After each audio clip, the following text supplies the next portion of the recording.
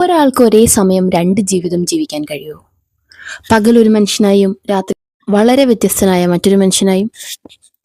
പകൽ ഒരു കർഷകൻ, ഗ്രാമത്തിലെ പിശുക്കനായ ഒരു കർഷകൻ. എന്നാൽ രാത്രിയായാലോ അയാൾ നഗരത്തിലെ ഒരു ധാരാളിയായി മാറുന്നു. അതാണ് ജയകൃഷ്ണൻ മേനോൻ, പത്മരാജന്റെ ഉദകപ്പോള എന്ന നോവലിലെ നായകൻ. പിന്നീട് തൂവാനത്തുമ്പികൾ എന്ന സിനിമയിൽ മോഹൻലാൽ അവതരിപ്പിച്ച കഥാപാത്രം.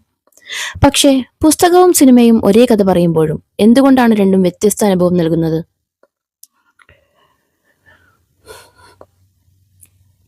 നോവലിൽ ജയകൃഷ്ണൻ ഒരു വഞ്ചകനല്ല, അവനൊരു ഭയത്തോടു കൂടി ജീവിക്കുന്ന മനുഷ്യനാണ്. തന്റെ യഥാർത്ഥ മുഖം പുറത്തു വന്നാൽ സമൂഹം തന്നെ നിരസിക്കുമെന്ന ഭയം. അതുകൊണ്ട് അവൻ ഈ രണ്ട് മാസ്കുകളും മാറി മാറി ധരിക്കുന്നു.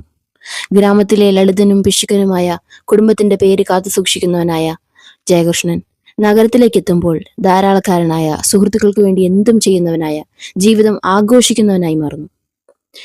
ഈ ഇരട്ട ജീവിതം അവനെ തകർക്കുന്നുണ്ട്, പക്ഷേ അത് മാറ്റാൻ അവന് കഴിയുന്നില്ല. പത്മരാജൻ തന്റെ നോവലിൽ ഈ ഭയം വളരെ ആഴത്തിൽ തന്നെ പരിശോധിക്കുന്നുണ്ട്. ഓരോ തീരുമാനത്തിനും പിന്നിലെ മനഃശാസ്ത്രം വളരെ വിശദമായി തന്നെ വിവരിക്കുന്നുമുണ്ട്. ഇവിടെയാണ് ക്ലാരയും രാധയും വരുന്നത്. ക്ലാര കുറച്ച് പ്രായം കൂടുതലുള്ള, സ്വതന്ത്രയായ, ജീവിതത്തെക്കുറിച്ച് വ്യക്തമായ കാഴ്ചപ്പാടുകളുള്ള സ്ത്രീയാണ്. അവൾക്കാരുടെയും പിന്തുണ ആവശ്യമൊന്നുമില്ല. തനിക്ക് വേണ്ടത് എന്താണെന്ന് അവൾക്ക് വ്യക്തമായി അറിയാം. എന്നാൽ രാധ ലളിതയായ നാട്ടിൻപുറത്തുകാരി യുവതി, പ്രണയത്തെക്കുറിച്ച് ഒരുപാട് സ്വപ്നങ്ങൾ മനസ്സിൽ കൊണ്ടു നടക്കുന്നവൾ. അവൾക്ക് ജയകൃഷ്ണനോട് ആഴത്തിലുള്ള സ്നേഹമാണ്. ജയകൃഷ്ണന് ഇവർ രണ്ടുപേരും വേണം. ക്ലാരയോടൊപ്പം തന്റെ നഗരജീവിതവും രാധയോടൊപ്പം ഗ്രാമത്തിലെ ജീവിതവും അയാൾക്ക് ജീവിച്ചു തീർക്കണം. പക്ഷേ ഈ രണ്ട് ലോകങ്ങളും ഒന്നിച്ചു ചേരാൻ കഴിയില്ല എന്നവൻ തിരിച്ചറിഞ്ഞിട്ടുണ്ട്. പിന്നെ എന്തുകൊണ്ട് അവനൊരു തിരഞ്ഞെടുപ്പ് നടത്തുന്നില്ല? അതിൻ്റെ ഒറ്റ കാരണമേ ഉള്ളൂ: ഒന്ന് തിരഞ്ഞെടുക്കുമ്പോൾ മറ്റൊന്ന് നഷ്ടപ്പെടും. അങ്ങനെ ഒന്ന് നഷ്ടപ്പെടുത്താൻ അവൻ ആഗ്രഹിക്കുന്നില്ല. ഇവിടെയാണ് പുസ്തകവും സിനിമയും വേർതിരിയുന്നത്. നോവലിൽ ജയകൃഷ്ണൻ കൂടുതൽ സ്വാർത്ഥനാണ്. അവന്റെ തീരുമാനങ്ങൾ കൂടുതൽ നിർദ്ദയവുമാണ്. പത്മരാജൻ അവനെ വിധിക്കുന്നില്ല, പക്ഷേ വായനക്കാരന് അവനെ വ്യക്തമായി വിധിക്കാൻ സാധിക്കും. സിനിമയിലേക്ക് വരുമ്പോഴോ പത്മരാജൻ തന്റെ തിരക്കഥ മാറ്റി എഴുതി. ജോൺസൺ മാഷിന്റെ സംഗീതത്തിൽ, മോഹൻലാലിന്റെ അഭിനയത്തോടുകൂടി, മഴയുടെയും തുമ്പികളുടെയും ദൃശ്യഭാഷയുടെ സ്വാധീനത്തിൽ ജയകൃഷ്ണനെ കൂടുതൽ അനുതാപാർഹനാക്കി മാറ്റി പത്മരാജൻ. ക്ലാരയുടെ കഥാപാത്രത്തിനും മാറ്റം വന്നു. നോവലിൽ അവൾ കഠിനയാണ്, സിനിമയിലേക്ക് വരുമ്പോൾ അവൾക്ക് മൃദുലതയും സഹനശീലവും നൽകി. രാധയും കൂടുതൽ ലളിതയും നിഷ്കളങ്കയുമായി മാറി. അന്ത്യത്തിലും വ്യത്യാസങ്ങളുണ്ട്. നോവലിൽ ജയകൃഷ്ണന്റെ തീരുമാനം കൂടുതൽ നിർദ്ദയമാണ്, സിനിമയിൽ അത് കൂടുതൽ വികാരഭരിതമായി മാറ്റി. പുസ്തകം നമ്മെ ചിന്തിപ്പിക്കുന്നുണ്ട്, സിനിമ നമ്മളെ അനുഭവിപ്പിക്കുന്നുണ്ട്. ഏതാണ് കൂടുതൽ സത്യം?